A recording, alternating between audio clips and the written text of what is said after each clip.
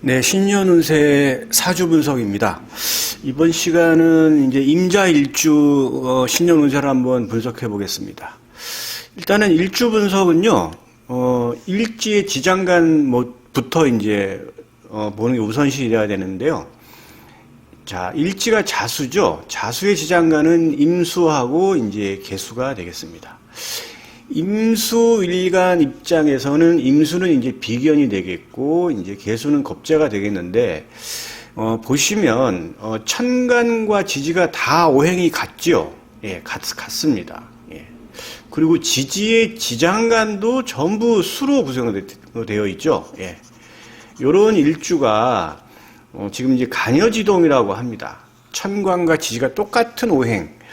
근데 이 간여지동 사주가 이제 꽤 있는데 그 중에서도 임자일주하고 그다음에 이제 신유일주, 그다음에 을묘일주, 요 세 개는 이제 보시게 되면 천간과 지지 그리고 지지 지장간까지 모두 한 가지 오행이죠. 자, 임자일주 모두 수의 오행이죠. 신유일주 모두가 금이죠. 을묘일주 모두가 목이에요. 요런 일주 요 세 개는 간여지동 중에서도 좀 강한 간여지동이라고 볼 수가 있겠습니다. 간여지동은 여러분 공부를 하셨겠지만 대표적으로 이제 굉장히 자존심 강하고 자기 주장이 강하고 남녀 공이 이제 부부 관계는 좀 유정하기가 쉽지가 않은 그런 일주로 알려져 있죠. 임자일주가 천간지지 모두 양이에요. 성격은 외성적이죠. 그리고 이제 홍염살로 구분이 됩니다. 매력적인 부분이 좀 있고요. 일인격이라고 하죠. 이거는 이제 총 3개가 있는데 병호, 무호, 임자. 그래서 이제 양인의 속성이 있어요. 원래는 이제 그 임자일주가 원래 이제 임일간이 자월에 태어나는 거는 양인격이라고 하죠. 근데 이제 임자일주, 일지에 있는 것은 이제 일인격 이렇게 얘기를 하기 때문에 일인격도 양인격의 특징이 이제 많이 묻어납니다. 그래서 이제 권력력이 강하고 굉장히 경쟁력이 뛰어나고 전문성이 좀 뛰어나고 굉장히 독립적인 그러한 어떤 이제 사주가 굉장히 강하죠. 예. 그래서 이제 이런 임자일주, 양인 같은 경우에는 이제 편관의 제어가 필요하다 해서 이제 무토가 이제 잘 갖춰져서 떠 있으면은 임자일주 상당히 이제 직업적으로는 이제 굉장히 좋은 운을 가질 수가 있고, 그리고 조직사회에서도 상당히 높은 단계까지 올라갈 수 있는 그러한 일주로 이제 판단할 수가 있어요. 임자일주 이제 양인에 해당되고, 그 다음에 이제 보통 세다 할 때 보통 백호, 괴강, 양인 이렇게 보통 얘기를 하는데 임자일주는 이제 그 중에서도 일인격, 양인의 특성이 있는 그런 일주로 볼 수가 있겠습니다. 그래서 이제 임자일주가 전체적으로 본다 그러면은 이제 임자는 자수를 보면 왕한 거죠. 예, 성격도 굉장히 왕성한 활동력을 가지면서 아주 배포가 있는 그러한 임자일주가 되겠습니다.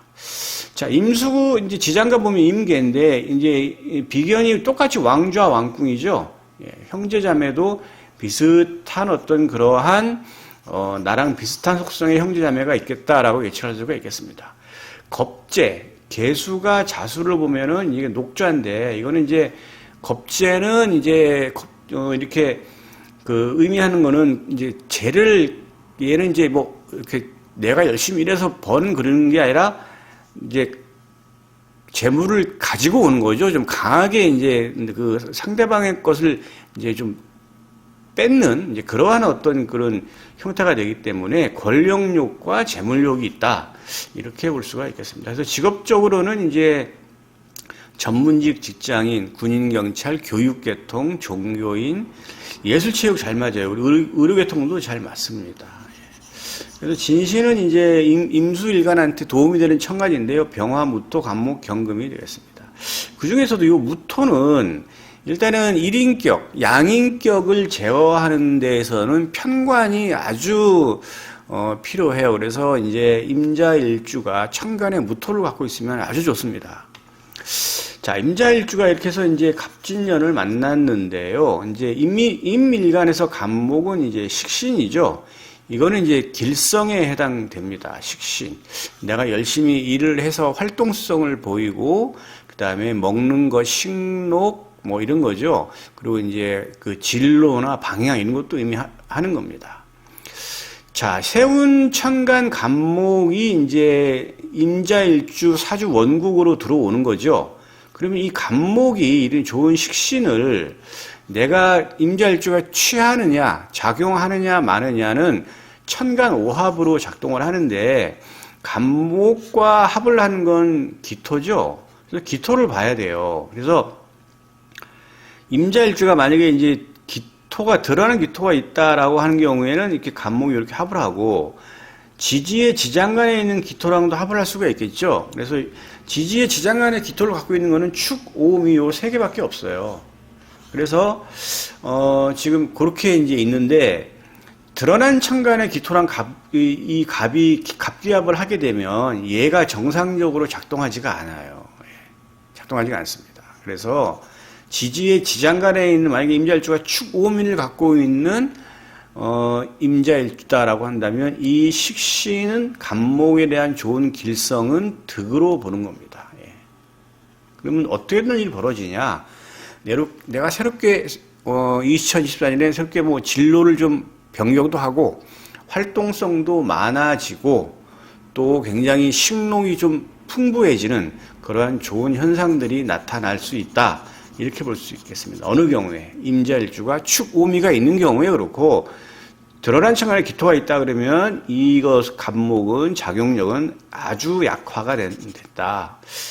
뭐 이제 새롭게 뭘 좀 벌리고 뭐 좀 활동적으로 뭘 하고 싶지만 드러난 천간이랑 합이 되면 그게 마음만 이렇게 먹고 실제 행동으로 옮기기는 쉽지가 않게 되는 그러한 현상이 이제 일어나게 될 수가 있겠습니다. 자, 그리고 이제 세운 지지 진토죠. 요 진은 이제 이게 진토는 연지, 월지, 일지, 시지수로 쭉 가면서 작동을 하는데요. 이 세운 지지는 사주 원국에서 연지, 월지, 일지, 시지와 만나면서 작용하는 게 형충해합으로 작용을 해요. 형충해합으로. 자, 형은 인신사, 축술 및 이제 삼형사를 의미하죠. 대표적인 거. 그다음에 충은 육충, 해는 삼합, 방합, 그다음에 합은 육합인데 이런 그러니까 파해는 약하니까 여기서 좀 생략을 하고요. 진토가 이제 연지부터 쭉 작동을 하는데 이걸 다 12가지의 지지를 대입을 해 보는 거예요. 그런데 어차피 진토는 일지 자수가랑 이렇게 만나게 되겠죠. 예, 그래서 이제 보시게 되면 임자일주가 뭐 쥐띠가 됐든 어쨌든 신자 이렇게 합이 되겠죠. 그러면 자진 이렇게 이제 합이 되겠죠. 그러면 자진은 신자진 삼합, 수의 삼합이죠. 수의 삼합입니다. 수의 반합이 되는 거죠. 자진으로 해서. 삼합의 반합은 작용이 돼요. 그래서 이것도 득으로 봅니다. 득으로 봐요. 그래서 자진이 되면 수니까 임수일간에서는 같은 오행인 거죠. 그렇게 되니까 자, 자진에서 여기가 쥐띠가 됐든 아니면 쥐띠가 아니든 어차피 이건 자진이 되죠. 그죠? 그러면 수국이 되면은 이 반합의 세력이 드러난 천간 임수랑 같이 맞물려서 굉장히 수기운이 강해지는 거예요. 그러면 자기 자신의 세력이 강해지는 거죠. 그러면 비견의 세력이 강해집니다. 그러면 어떤 일이 벌어지느냐? 본인의 세력이 확장되고 또 비견은 친구나 동료를 의미하기 때문에 새로운 친구나 동료를 사귀게 되고 주변에 내 어떤 친구나 동료들이 모여들고 내 세력이 확장되니까 이 시기에 사업도 많이 벌리고 새로운 아이템도 많이 이렇게 창출해내는 그러한 일들이 이제 벌어지는 현상이 이제 나타나게 되는 것이죠. 자, 축진. 이거는 이제 파 정도인데 이거는 뭐 형충해합에 해당되지 않기 때문에 크게 작용력은 떨어집니다. 축인. 자, 인진 뭐 없죠? 예, 작용하지가 않아요. 묘진 이것도 없죠? 없습니다. 진진자영인데 이거는 이제 스트레스나 본인이 약간 좀 예민해지는 정도로 볼 수 있어요. 사진 이것도 뭐 없죠? 없어요. 작용력이 없습니다.